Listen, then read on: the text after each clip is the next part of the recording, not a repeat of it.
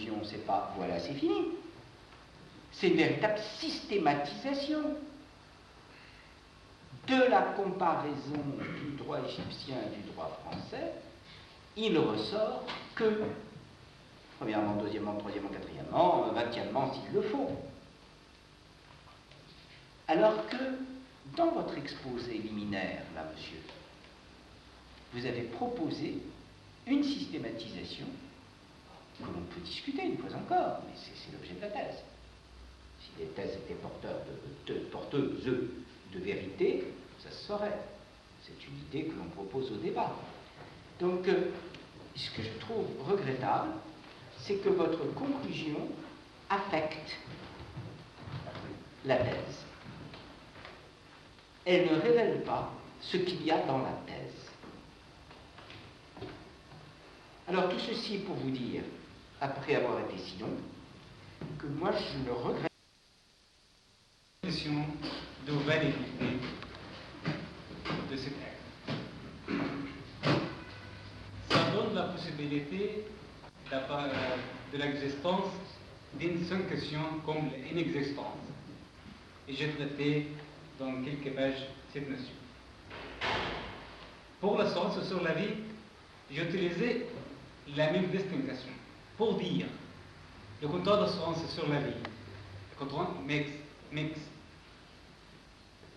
notamment a ses propres clés et a toutes les conditions nécessaires à sa qualification en tant que contrat d'assurance. Mais où est le problème? Monsieur Grimaldi intéresse beaucoup aux éléments, l'alia et le risque existent comme ça. Mais pour moi, je trouve que l'alia existe dans ce contrat. Mais le problème, c'est ce contrat d'assurance en général, à ses débuts, le législateur voulait privilégier à donner quelques avantages financiers à ce contrat pour lui donner la possibilité de continuer. Parce qu'il y avait, comme vous connaissez, beaucoup de protestations de l'Église et chez nous, il y avait aussi beaucoup d'opposition. Après avoir approuvé son importance dans la vie, l'assurance vie doit être un acte juridique normal. C'est à mon avis. Oui, j'estime qu'il y a des cas spéciaux dans lesquels le législateur privilège tel cas pour quelques finalités ou quelques buts sociaux. Mais je n'accepte pas d'être la règle. Le contrat d'assurance sur la vie doit être hors succession, loin de l'imposition des impôts, loin de tout. Un acte juridique normal, n'est pas spécial. Maintenant, il y a beaucoup d'auditeurs qui défendent que le contrat d'assurance sur la vie est un contrat de droit commun, pas contrat de caractère spécial, gouverné par un droit spécial. C'est la première remarque. Pour la deuxième question, pour la conclusion, vous avez tout à fait raison. La conclusion était neutre, sans rien dire. Mais ce que je veux dire, je le dis à l'introduction. J'ai évoqué toutes les questions, tous les problèmes, tous les aspects possibles de mon sujet. Et après, j'ai traité en détail tous ces problèmes. Enfin, il ne reste que dire j'ai fait tel ou tel point, de telle manière que vous avez qualifié ne donne pas l'impression d'un sérieux d'un traitement sérieux. Mais pour la plupart du jour, le pari, ce n'est pas mon question. Après la reconnaissance légale du contrat d'assurance, il devient vague d'évoquer cette question. Je suis d'accord. Au début de l'organisation d'un contrat, si par exemple l'Égypte va traiter le contrat d'assurance et va choisir par exemple la charia islamique comme fondement de ce contrat, dans ce monde, on doit distinguer très clairement entre les aspects spéculatifs dans ce contrat et les aspects sérieux. Mais pour le droit positif français et celui égyptien, il ne peut pas évoquer cette question. Parce que le droit même, le droit donne comme on dit, la légitimité de ce contrat. Et c'est tout. Merci. Bien. Merci à nouveau. Alors, quelques mots. Alors, je voudrais moi aussi insister, c'est toujours redoutable de passer en deuxième rang, sur la qualité formelle de la thèse, je vais vous dire, tant du point de vue de l'appareil, des différentes notes qu'on vous a indiquées, que de la bibliographie et de la présentation qui ne souffre pas la comparaison avec la plupart des thèses que nous connaissons. On a un petit peu reproché votre conclusion, moi c'est l'introduction. En effet, et vous venez d'y faire allusion, c'est assez intéressant. Moi-même j'ai écrit, enfin, vous savez peut-être pas un droit musulman, et donc un jour j'étais amené à participer à la mosquée de Paris, peu importe. Moi je ne m'intéressais pas au contrat d'assurance en droit musulman, je vous rassure. Moi j'étais là pour expliquer la hiérarchie des normes, c'est-à-dire l'importance des hadiths dans l'interprétation de la charia. Et j'ai eu écouté moi un sage professeur qui nous a expliqué justement l'assurance, la compatibilité du contrat d'assurance avec la charia. C'était quelqu'un de Damas. Et moi, ce que j'ai trouvé un petit peu, parce que, comme vous venez de l'indiquer très clairement, le contrat d'assurance, pour faire court, est quand même assez incompatible avec la charia, donc c'est forcément une autorité externe qui vient l'imposer. Et ce qui est intéressant à ce niveau-là, c'est que pour arriver à l'imposer, il faut, comme vous dites vous-même, enlever les aspects spéculatifs. Donc en fait, le contrat d'assurance n'est compatible avec le droit musulman que dans la mesure où on enlève l'aléa. Et justement, ce qui est intéressant dans votre thèse, c'est toute votre réflexion sur le rapport de l'aléa et du risque. Donc je pense que de ce point de vue-là,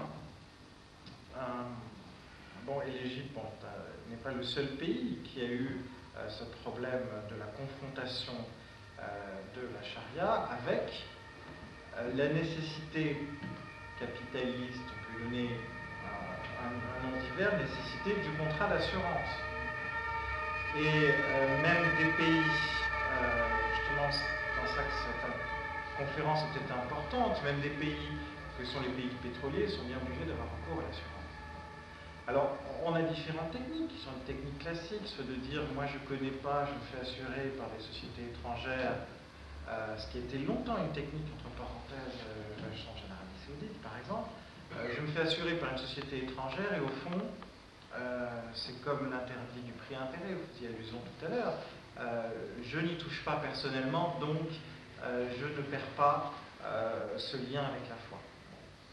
Alors, il m'aurait semblé intéressant, parce que vous dites qu'il y a un interdit, mais il aurait été peut-être intéressant, de mon point de vue, dans l'introduction, vous savez peut-être me répondre là-dessus, de dire pourquoi il y avait un interdit. D'abord, peut-être de dire quelle était la norme, parce que là aussi, je dis qu'il y a la charia, mais vous savez qu'il y a des modes d'interprétation. Donc, tout le monde, il y a des pays qui ont dit, ben, nous, on n'a pas besoin d'avoir recours à des stratagèmes, parce que nous pensons que le contrat d'assurance est compatible avec la charia. Donc là, il aurait peut-être été intéressant, avec les introductions, de dire ce que vous avez dit. Il y a un interdit. Différents pays autres que l'Égypte ont choisi de résoudre cet interdit de différentes façons. Vous comprenez ce que je veux dire? Parce qu'il y a une très grande diversité de l'appréhension du contrat d'assurance en droit musulman. Et on parlait du jeu à l'instant, tout le monde sait que dans certains pays pétroliers, il y a des casinos, donc il y a le jeu là aussi. Et là, donc il y a une appréhension diverse, alors qui n'est pas simplement hypocrite, qui repose sur des techniques d'interprétation. Ça aurait peut-être été intéressant de faire à la fois ce lien et ce lien peut-être avec l'aléa aussi. Pourquoi Parce que, et là je viens à ma deuxième... Vous voulez dire quelque chose là-dessus, non? Je viens à mon deuxième réflexion, je suis sûr que je vais être très court, parce que tout a été excellemment dit. Ma deuxième réflexion était une réflexion dans le même sens. J'ai beaucoup apprécié la distinction aléa, risque, et donc que vous avez faite. Bon. Aléa, risque, et parce que c'est vrai, beaucoup de personnes ne se seraient pas arrêtées en disant bon, aléa et risque, c'est à peu près la même chose. D'ailleurs, je me suis surpris à aller voir certaines définitions, je n'ai pas de nom, de livres de droits et obligations, vous dire contrat aléatoire, c'est un contrat qui comporte un risque. Donc, vous voyez, on n'est pas très loin, c'est vrai, on n'est pas très loin de dire au fond l'aléa et le risque, c'est à peu près la même chose, et je trouve assez fin d'avoir fait cette distinction. Et alors là, je fais ma liaison avec ma première remarque, c'est que c'est peut-être par cette distinction, entre parenthèses, que l'on vous dit, la charia n'admet pas le contrat aléatoire, mais peut admettre le risque. C'est là où c'est intéressant. On peut en parler, vous avez un livre notamment qui dit l'homme quand même, s'il n'y a pas d'aléa dans sa vie, il y a peut-être parfois des situations de risque. Et ce qui vous impose d'ailleurs une certaine conduite humaine par rapport à d'autres. Alors sur l'évacuation du risque, là je reviens, c'était peut-être un thème de conclusion ou d'introduction, je ne sais. Vous en avez parlé d'ailleurs dans votre introduction. Vous avez dit, le monde, pourquoi l'assurance se développe-t-elle? Je simplifie, parce que le monde contemporain a peur du risque. Et je crois que là aussi c'est assez peu développé, je crois que c'est très vrai. L'assurance est en fait une garantie contre le risque. Garantie contre le risque, et là il y a peut-être une idée développée, l'homme contemporain redoute le risque, comme ça procède un peu de la recherche du responsable. Aujourd'hui, qui dit victime, dit recherche d'une responsable et dit surtout recherche d'un ou d'une responsable, je pense à la compagnie d'assurance, qui va pouvoir l'indemniser. Et là, il y aurait peut-être eu une réflexion de dire que le développement du contrat d'assurance vient de cette nécessité, au fond, d'être garanti, et on revient sur la définition, pécuniairement, garanti pécuniairement, et d'évacuer tout ce qui pourrait être destin. Vous avez parlé de destin, tout ce qui pourrait être destin, d'évacuer donc ce risque. Et alors là, du coup, on retourne sur une idée intéressante, à savoir que certaines religions intègrent une conception fataliste de l'homme. Et donc, s'il n'y a plus d'aléas, s'il n'y a plus de risque, on est dans une vision positive. Le troisième point, alors là, j'avais prévu d'en parler un petit peu, mais ça a été longuement développé, donc j'en parlerai moins, c'est le problème de l'assurance vie. Bon. Moi, je ne suis pas certain que l'assurance vie soit encore un contrat d'assurance. Enfin, ça, c'est peu importe. Je crois que par rapport, et ça vous l'avez dit en introduction, et moi ça ne m'a pas paru, c'est pour ça que ça rejoint un reproche en disant cette partie est un peu vague. Vous avez dit aujourd'hui, il faut que l'assurance vie devienne un contrat mixte, devienne un contrat autonome, et en fait, il y a différentes notions du contrat d'assurance. Il faut sortir de la conception du Code civil, conception unitaire du contrat d'assurance. Il faut avoir le courage de dire qu'il y a plusieurs contrats d'assurance. Et je crois que cela aurait bien été, alors là du coup on revient à la conclusion, ça aurait été une idée très intéressante à développer en conclusion. Et j'en reviens toujours avec mon aspect comparatif, parce que justement, il y a certains, si vous dites qu'il y a plusieurs contrats d'assurance, il y a certains contrats d'assurance qui sont compatibles avec la charia et d'autres pas. Donc là aussi, je pense que la conclusion aurait été utile. Voilà, j'ai noté pas la même chose, mais voilà ce que je souhaitais dire, plus original, et surtout qui n'a pas été dit. Et encore, je tiens à vous féliciter pour la qualité de votre travail. Et je cède la parole maintenant à votre directeur. Vous voulez peut-être répondre à ce que j'ai dit? Merci, monsieur. En fait, vos remarques sont très importantes, bien sûr, et je sais votre position contre le contrat d'assurance sur la vie, et j'ai apporté avec moi au moins deux articles apparus dans votre site internet et dans le Gazette du Paris aussi. Et pour la première question, première réflexion, en fait, j'aborde la charia islamique dans ma thèse en tant que source de droit civil égyptien. C'est pourquoi je n'ai pas traité en détail la totalité de ces questions. Mais j'ai mis l'accent sur l'importance de la distinction entre le risque et l'alien selon le mode de vie islamique. Pour donner la possibilité, si un pays aura besoin d'organiser ce contrat, de distinguer entre l'alien qui est lié au consentement des parties et le risque qui garde sa fonction typique dans le contrat d'assurance. Toujours, le risque existe, mais l'alien n'existe pas toujours. Par exemple, dans le contrat d'assurance, on appelle ce contrat commercial.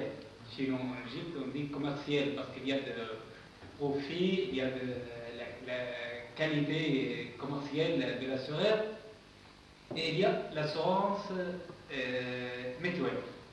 Dans l'assurance mutuelle, l'alien, de certaines manières, n'existe comme existe dans l'autre contrat commercial, l'assurance commerciale. À titre de conclusion, je n'ai pas traité en détail ces questions, mais j'ai mis l'accent sur cette distinction et j'ai mis cette distinction devant la législation législature égyptienne pour bénéficier de cette étude. Pour l'assurance sur la vie, c'est un problème d'actualité. Il y a beaucoup d'opinions divergentes. Il y a une tendance qui dit que le contrat ne remplit pas les conditions. Un autre avis, ce contrat souffre de l'intégration dans le système juridique français et égyptien. Il faut concilier ce contrat avec le système de succession et le système de testament, ou le droit de la famille en général.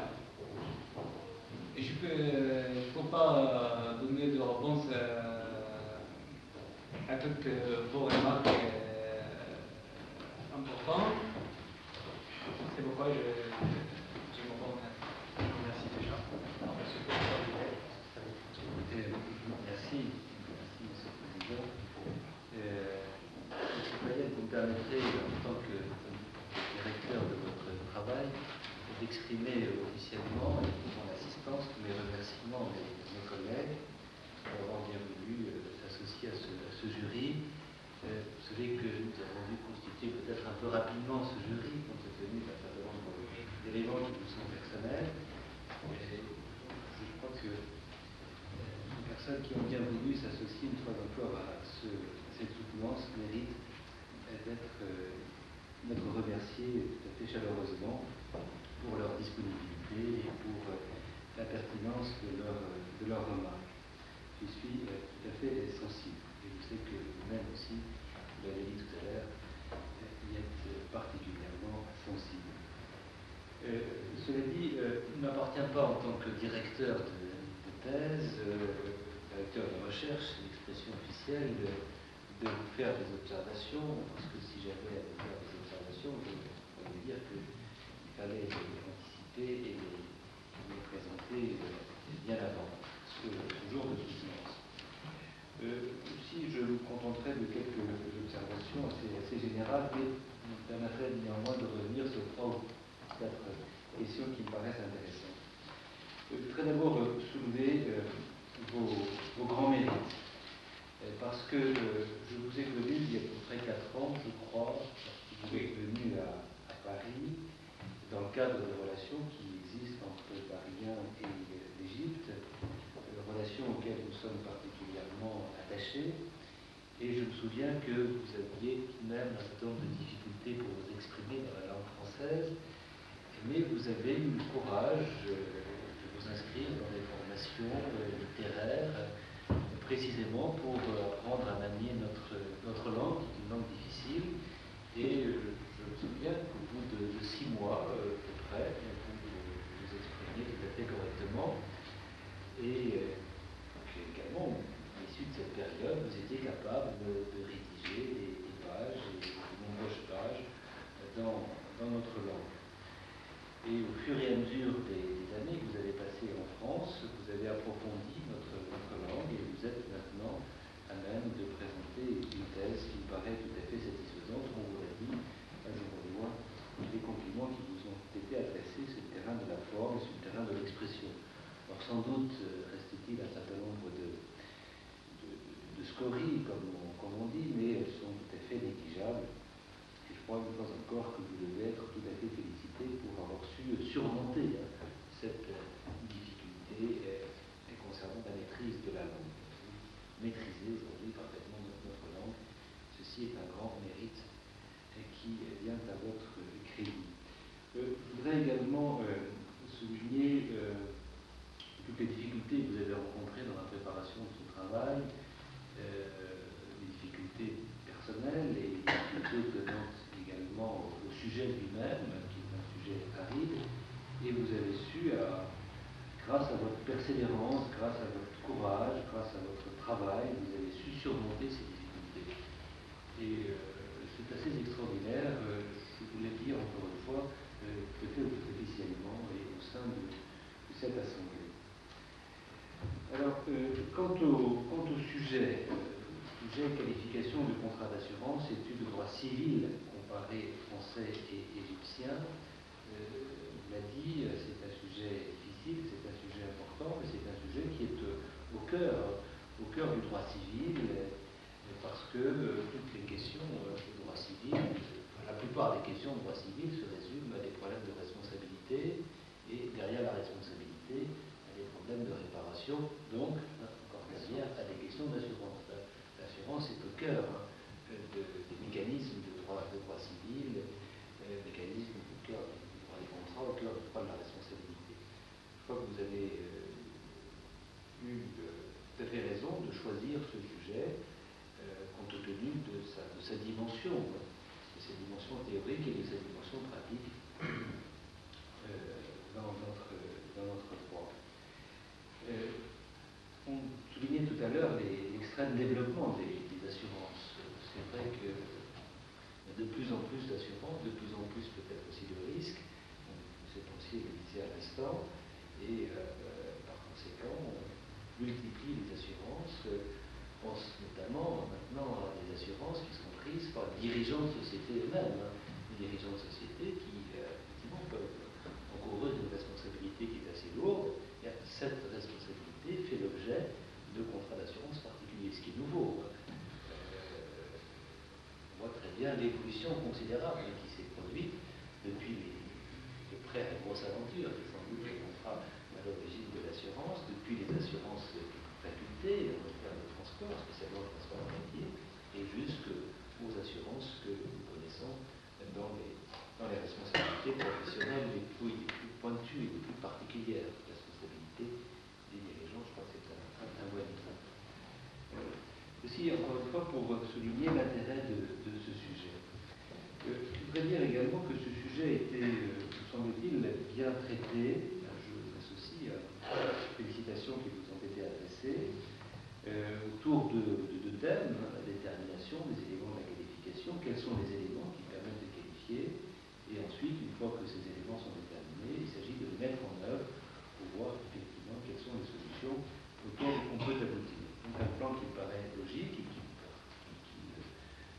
permet de répartir la plupart des questions qui se posent en la matière. Donc vous avez su non seulement choisir un sujet intéressant, mais également le traiter, et le traiter sous tous ces aspects, en insistant naturellement sur les problèmes le contemporain, peut-être les plus difficiles, je veux parler de l'assurance, de la qualification des assurances vie, assurance ou contrat de capitalisation. Cela dit, j'ai quelques questions précises que je voudrais vous poser et revenir avec vous sur ce que vous dites notamment à propos de la jurisprudence qui a sanctionné par la nullité relative l'absence d'aléas.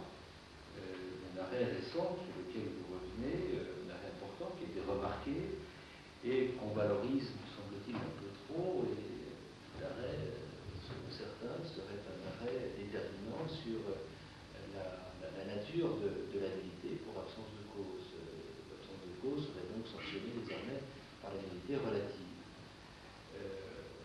C'est vrai que la cause peut être un instrument de protection, mais la cause n'est pas seulement un instrument de protection, c'est également un instrument d'équilibre entre les droits et les obligations des parties. Alors, faut-il sanctionner par la nullité relative? Faut-il sanctionner par la nullité absolue? Une question se pose. Peut-être faut-il distinguer selon les types de causes qui sont en cause, si j'ose dire. Mais cela dit, je me demande si, à propos de l'assurance, la solution adoptée par la Cour de cassation est tout à fait pertinente. Parce que la Cour de cassation nous dit que lorsque il n'y a pas d'aléa, le contrat est nul pour défaut de cause.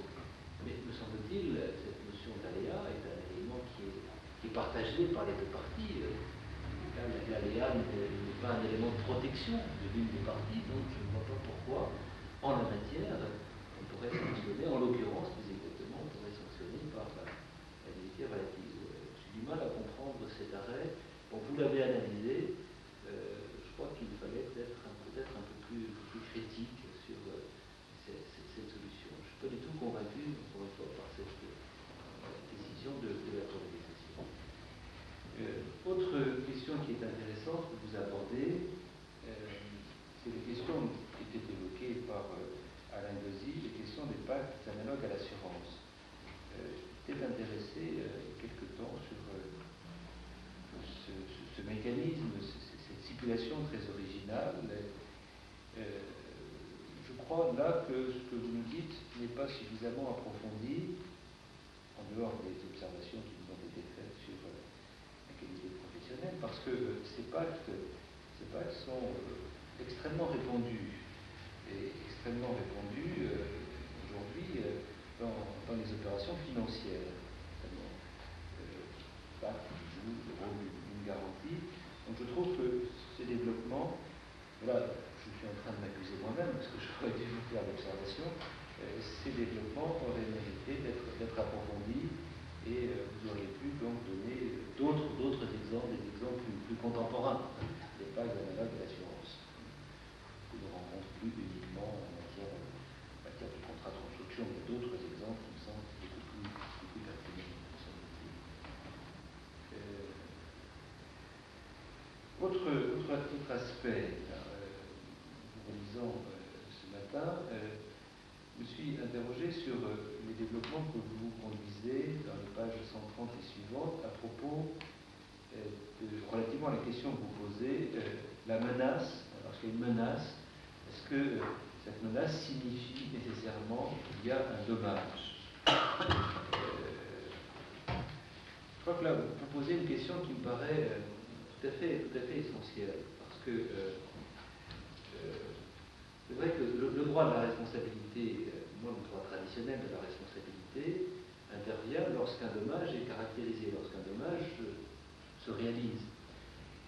Et il s'agit alors de réparer le dommage qui s'est produit. C'est le droit naturel, si je veux dire, de la responsabilité. Mais j'ai le sentiment qu'aujourd'hui, on s'intéresse à ce qui peut se produire en amont, si je veux dire, et le droit va intervenir avant même qu'un dommage ne se réalise. Donc lorsqu'il y a simplement une menace, donc un risque de dommage, quelque chose qui est susceptible de de se réaliser. Alors, est-ce que cette menace, par exemple, est une menace de pollution, est-ce que cette menace est en soi un dommage et donc est susceptible de faire l'objet d'un contrat d'assurance? Je crois que la question est tout à fait pertinente. La question aurait mérité d'être davantage analysée. J'ajouterais qu'un certain nombre de textes contemporains, textes de procédure civile, admettent la réparation, admettent plus exactement des actions préventives. On pourrait engager une action alors même que le dommage n'est pas réalisé, en dehors naturellement des actions référées. Donc il y aurait des actions au fond qui pourraient être engagées lorsqu'il y a une simple menace qui se manifeste.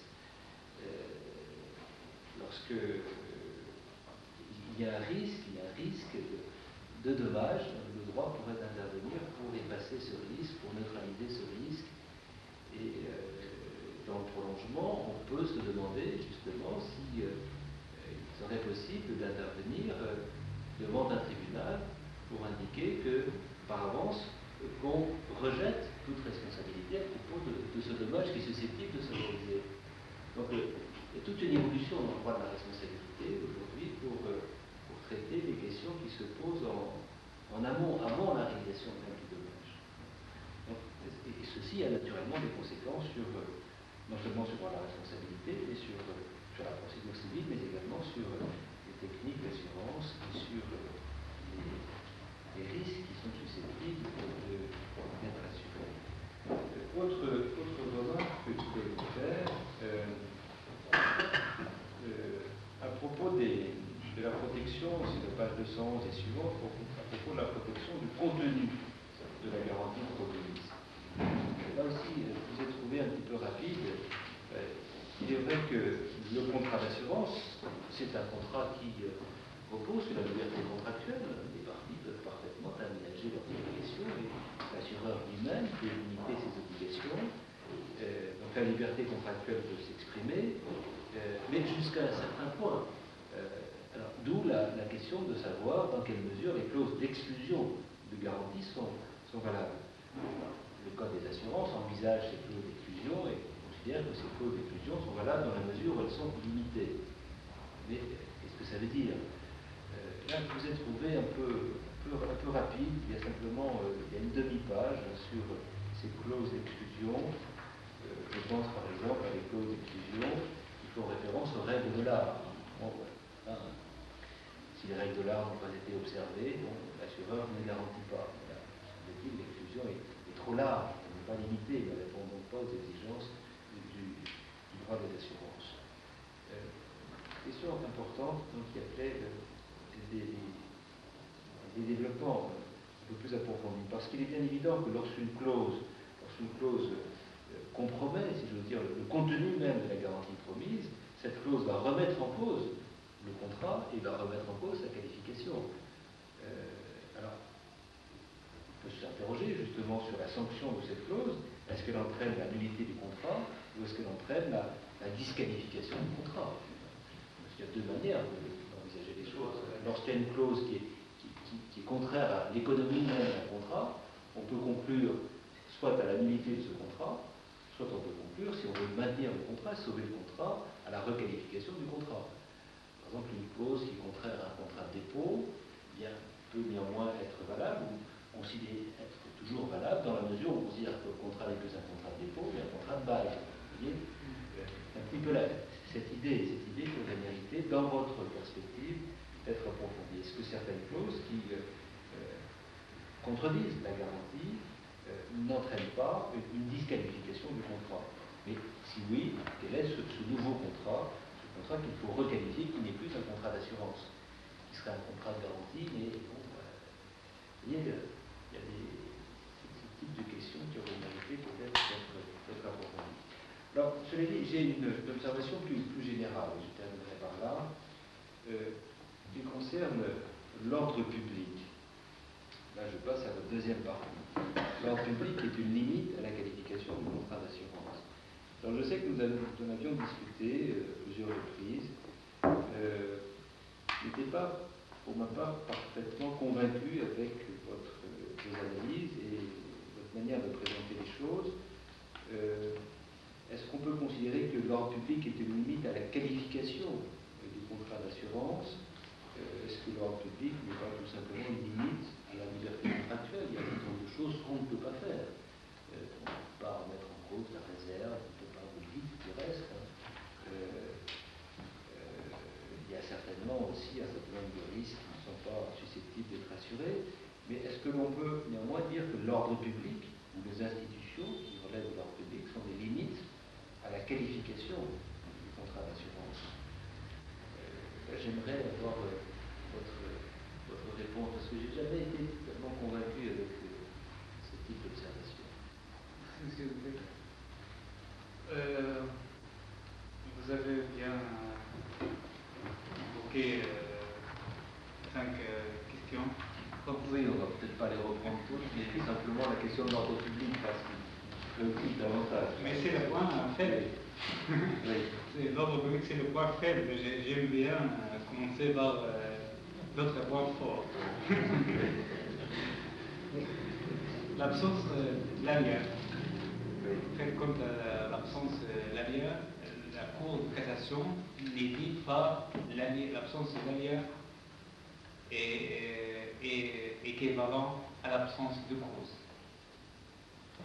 La Cour a dit à peu près l'absence de l'ALIA n'entraîne que la nullité relative du contrat d'assurance. Donc, je pense, moi personnellement, la Cour de cassation jette une pierre pour voir l'élection doctrinale à cette décision.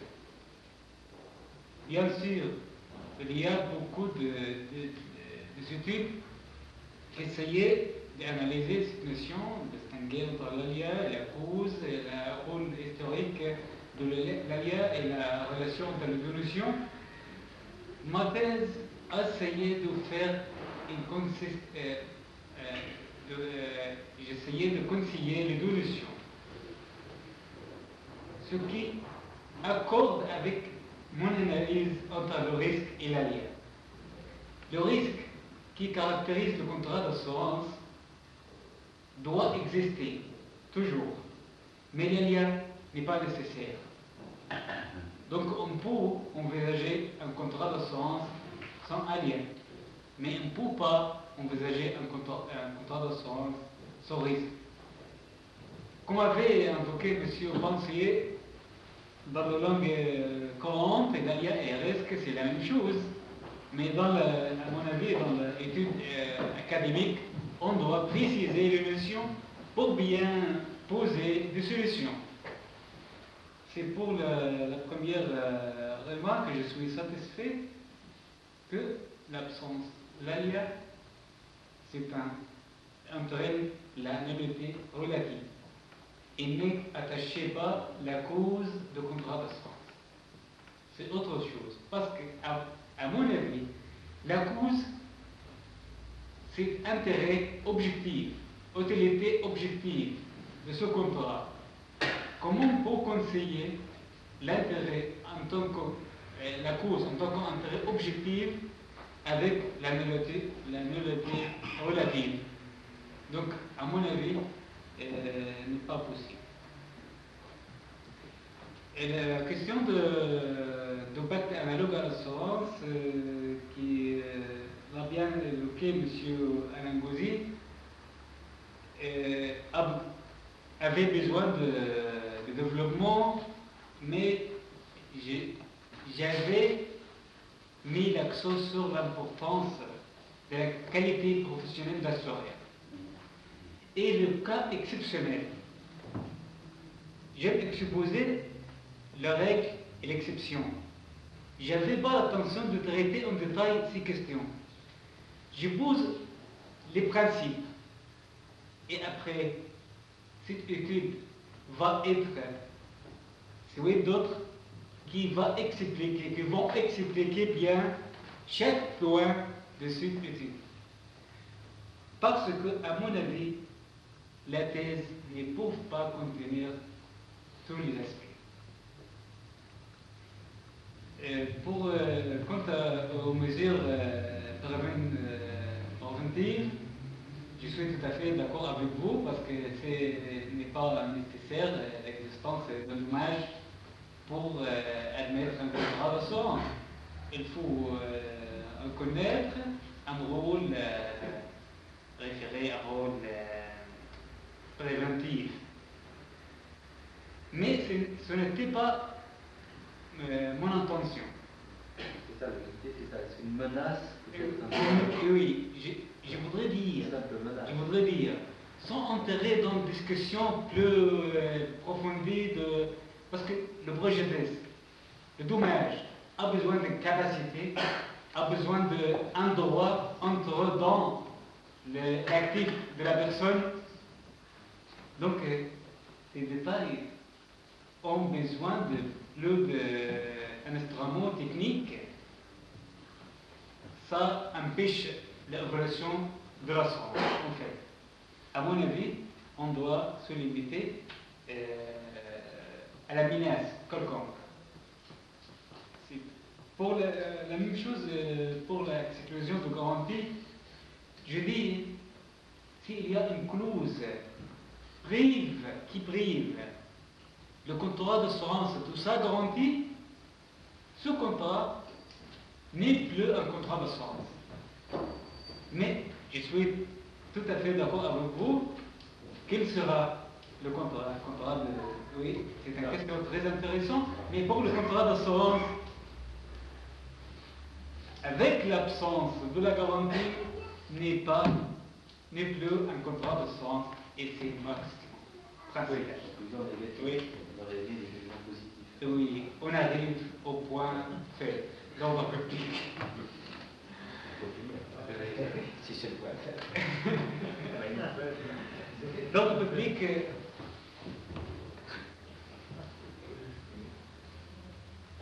toujours causé de problèmes internes.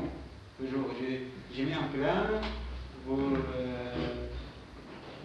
n'étiez pas tout à fait d'accord, même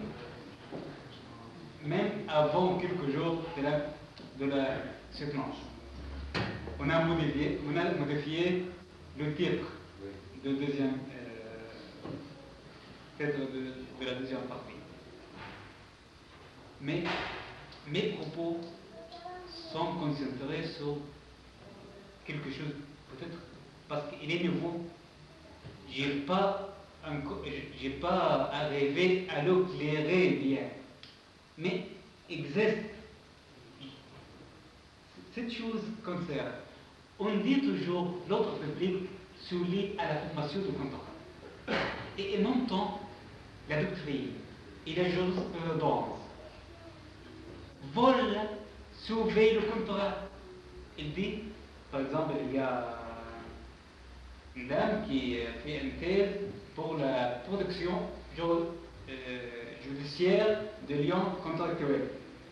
Dans cette thèse, l'auteur a défendu la notion selon laquelle la jurisprudence toujours veut sauver le lien contractuel. Comment?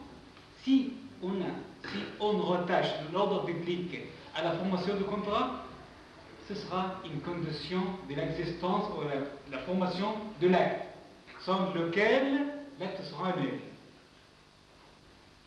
J'essayais de faire, comme on dit, j'essayais de bouger la place de cet ordre public, de la formation du contrat aux effets du contrat. Il n'est pas, je suis d'accord, il n'est pas une vraie limite à la qualification, mais une limite au résultat du contrat. Par exemple, le contrat d'assurance sur la vie et donne des résultats. Ce résultat peut-être contravient au droit de succession, au droit de testament, mais sinon, le contrat d'assurance garde sa qualification. Mais le cas contraire, qu'est-ce qu'on va faire? On va dire le contrat est nul. Je propose que le contrat reste comme un contrat d'assurance avec l'enlèvement de la partie officier. Et c'est tout. Merci, monsieur. Oui. Il y a peut-être aussi, il fallait mettre cette notion le droit des assurances a considérablement évolué. Puis avant, au XIXe siècle, on admettait à peine de s'assurer contre ces fautes. On considérait que c'était contraire à la morale. Aujourd'hui, on admet même le pour les infractions. Il y a une évolution tout à fait considérable. Je crois que mais je ne suis pas certain, en tout cas, que cela dit que l'ordre public soit une limite à la qualification. Relever d'une autre logique. Alors, cela dit, je conclue en soulignant une fois encore votre travail tout à fait considérable. Vous l'avez manifesté à travers les prothèses, et puis vous l'avez exprimé également dans vos présentations, puis dans vos réponses. Vous avez, je crois, une solide culture juridique. Vous maniez le droit des contrats, et je dirais le droit complexe des contrats. La question du droit des assurances, on a toujours un peu de mal à rentrer dans ce type de contrat qui est assez délicat, assez difficile et qui repose sur une série d'éléments.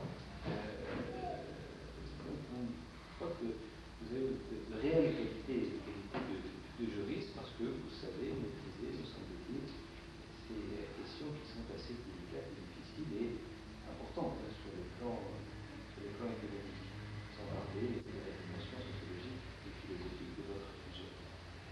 Alors Alain Gauzy disait tout à l'heure que votre travail était prometteur. Je crois qu'on peut reprendre cette excellente formule. Je ne peux pour ma part que vous souhaiter un grand succès dans votre vie professionnelle. Vous avez en tout cas rempli votre contrat ici en France et je suis persuadé que vous allez maintenant exécuter d'autres contrats dans votre pays puisque vous êtes appelé, je crois, à rentrer très prochainement. Et vous me permettrez, pour conclure cette fois-ci définitivement, de vous remercier de vos propos problématiques, en même temps de remercier l'Assemblée qui a bien voulu vous soutenir, et ce qui me permettra de féliciter de cette coopération entre la France et l'Égypte, entre l'Égypte et la France, et j'espère que cette coopération qui vous avez poursuivie va encore perdurer pendant de nombreuses années. Maintenant, il appartient, excusez-moi, je vous repasse la parole. Vous connaissez la règle, monsieur Fayet, le jury va délibérer, donc on vous demande de sortir de votre famille pour quelques instants.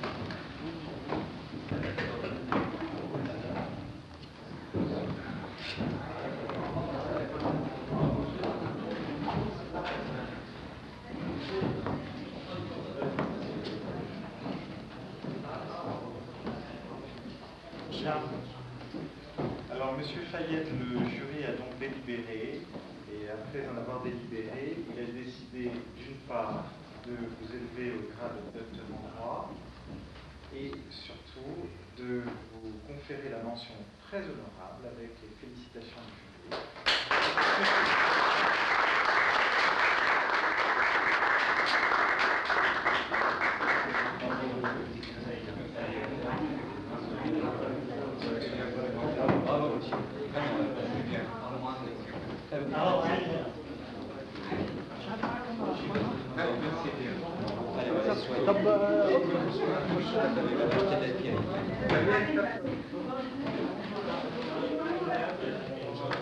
ابراهيم جاي عابد ابراهيم بيجيب الكاميرا صور صور صور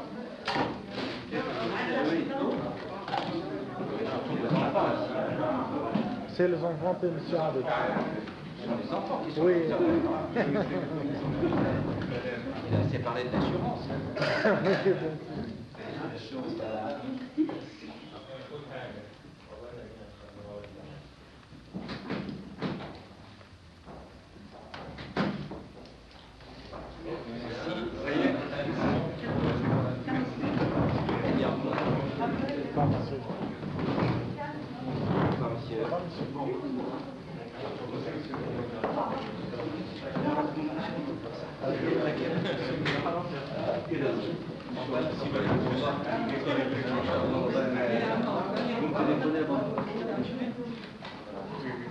Oui, je vais skier. Au revoir, monsieur. Au revoir.